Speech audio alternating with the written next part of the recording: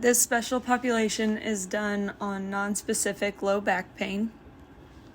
Nonspecific low back pain basically means that there's no known cause for the back pain. So it's not because of any other reason, it just seems to appear. Low back pain affects a huge number of the population. It's estimated that 60 to 80% of people will eventually experience it sometime in their lifetime. It is a leading cause for disability in the world and has reported to be over $50 billion in cost of care every year. However, it is a self-limiting condition, meaning most people get better on their own without any treatment and the pain kind of just goes away. However, it is likely that once the pain has eased or gone away, it is common to have further bouts of pain and it'll come back time to time again in the future. Since there is no specific cause of low back pain, it can be from any innervated structure in the back or legs. These could include muscles, ligaments, nerve roots, any of the vertebrae, really any structure in that area. Some possible causes for nonspecific low back pain include previous traumatic injury, postural strains, physical changes because of aging, and also any muscle sprain or strain. Some risk factors can include obesity, being inactive for long periods of time, poor health, and abnormal postures. Some of the clinical presentations are mild to severe pain in the low back area that is often increased by movement or changes in posture, and the pain will usually last up to a few weeks and then subside, and then it may also return and go away again. Low back pain can appear for many reasons. It could be from lifting something heavy, an awkward position during movement, or can develop for no apparent reason at all. This pain is usually in one area of the lower back, but it can spread down the back and through the legs. The pain is usually made better or eased by laying flat or altering position to a non-painful position. It can also be made worse by increasing abdominal pressure, and this could be by, again, lifting something heavy, coughing, or sneezing. Since nonspecific low back pain is mechanical, it varies with posture and activity. Most people with nonspecific low back pain improve quickly, so it only lasts about a week or so. But once it does go away, it is likely to come back. In a few cases, people will have the pain for several months or longer, and then this is classified as chronic low back pain. Some considerable comorbidities include obesity, any musculoskeletal disorders such as RA, OA, or osteoporosis, as well as cardiovascular diseases and cerebrovascular diseases. The subjective portion of the exam is important because a thorough history taking helps to rule out any pathology and as well as any sinister pathology. And this is important because nonspecific low back pain is diagnosed by ruling out other diagnoses. So it should include a self-report with a report of the present complaint, past medical history, drug history, social history, and pain rating. Region-specific questions help to rule out other diagnoses as well as figure out what structures might be involved, which will help lead the objective part of the exam. Serious pathologies such as cancer, cauda equina syndrome, lumbar disc herniations, lumbar stenosis, and others should be ruled out by asking questions that bring up red flags. Some of these questions should ask about whether the pain is non-mechanical, which is no change with movement, if they have any thoracic pain, previous history of cancer, feeling unwell, weight loss, or widespread neurological symptoms. The objective exam should start as soon as the patient walks in the clinic, and this is done by observing how they move while they walk in, as they sit down and stand up. While they're walking, you should pay attention to see if they have any flex posture, any hip drop, Trendelenburg gait, any limping. Should also watch how they sit down, if they are favoring one side over the other, and if they sit comfortably, as well as if they favor one side while rising from a chair, because this could indicate if there is a weak side or a more painful side. It's also important to be checking for posture abnormalities, because these could lead to increased stress on the low back. And if you notice these postures, you can already have a thought in your mind what might be tight and what might be weak. After that, functional testing should be performed, which includes a demonstration of pain-provoking movements.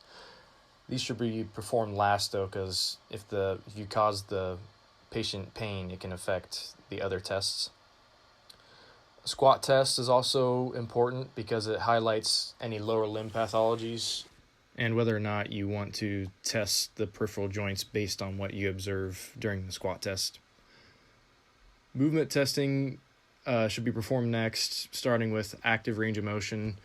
And basically all movements at the lumbar spine should be tested, such as flexion, extension, side bending, rotation as well. If there's any deficits there, they should be recorded. If there's any hypermobility, that should be recorded as well. It is important to look for willingness to move as well as the quality of movement while performing active range of motion, because if you see the patient bending over but they're favoring one side, that might make you think there's something wrong with a specific side. After active range of motion measurements and observations, passive range of motion should be measured at the low back with applied overpressure. And if they are pain-free, this should be a tissue stretch end feel. Then you want to move on to manual muscle tests and all movements of the lumbar spine to see if there's any deficits and what you might need to address in the interventions. Movement control dysfunction is highlighted in the literature to accompany nonspecific low back pain, and it is demonstrated when patients cannot maintain a neutral spine alignment and neutral pelvic tilt while performing specific movements. One of the screens is called the waiter's bow, and in somebody who does not have a movement control dysfunction, when they perform this by standing and flexing at the hips to 50 to 70 degrees and bending the knees, there should be no movement, no flexion extension at the low back, and if there is any, that demonstrates an underlying dysfunction. The second screen is a sitting knee extension test, in this test for flexion dysfunction, and the person sits upright with the correct lumbar lordosis and they extend their knee. If the lumbar spine flexes, that's a positive screen. However, for any of these tests, if the patient improves their movement after instruction, then it does not infer relevant movement dysfunction. The last part of the objective exam should include a neuro screen and lab special tests. When testing myotomes, you should test left and right to notice any differences. And a quick myotome screen includes a rise from a knee squat, which tests L3, L4, walking on the heels, which tests L4, L5, and walking on the toes for S1, S2. Similarly, dermatome should be tested for reduced sensation, impaired sensation on the left and right for L1 through 5, S1 through S2. Reflexes should also be tested and graded on left and right at the patellar tendon, Achilles tendon. These are the most common reflexes, even though there are other reflex tests. And then the straight leg raise test and the slump test are used to provoke any neurological symptoms. The exercise recommendations for nonspecific low back pain address any weaknesses, muscular imbalances, dysfunctional movement patterns, lifting postures, and resting posture, And the goal is to not only improve these, but also to reduce pain by improving these. Being active in itself actually has a strong level of evidence, a level of 1A. And people with low back pain, the evidence is a 2B, which is still pretty high for exercise and outcomes. An exercise program should be tailored to the person specifically based on their impairments, with a max of 8 sessions over a period of up to 12 weeks. It should include all different kinds of exercises, but it has been shown that strengthening and stabilization programs targeted at the deep back and abdominal muscles seem to relieve low back pain better than cardio programs. That's not to say that cardio isn't important in this population, but targeting these impairments is more effective than just cardio. And these should progress from muscle activation exercises, activating specifically the transverse abdominis and the multifidus, to core stability exercises. An exercise program that addresses movement dysfunction and strength impairment is transverse abdominis activation with the bird dog exercise. So you want to start with the patient in the quadruped position and cue them to bring the belly button to the spine while checking for a posterior pelvic tilt. After the patient can activate the TA for 10 reps at 30 to 40% of maximal voluntary contraction for a period of time, then they should be progressed to the next exercise. And basically you just start with raising the arm, and then once they improve with that, raise the leg only.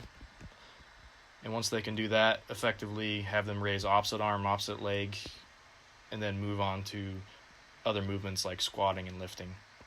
And after that, reassessing with the waiter's bow and the sitting knee extension will show if they still have a movement dysfunction after this training. Manual therapy has also been shown to be a good treatment for individuals with nonspecific low back pain. This is done by manipulation, which is low amplitude, high velocity movement at the end range of motion. It can also be done by mobilization or massage. Patient education is very important in nonspecific low back pain. Patients should be advised to keep active and do normal activities as much as they can. As a rule, they should try to stay away from activities that cause them a lot of pain. However, there will be pain time to time when trying to stay active. They should also be educated to sleep in the most naturally comfortable positions. Most people find that it's more comfortable and pain relieving to sleep with a pillow beneath their knees or also to sleep on their side at night. If painkillers are necessary, they should take them regularly to cause a longer period of pain relief. Patients should also be educated on posture so that they are more aware of their low back posture at all times when sitting, standing, lifting, walking, and doing any of the activities that they normally do. If pain does not subside, yellow flags should be considered.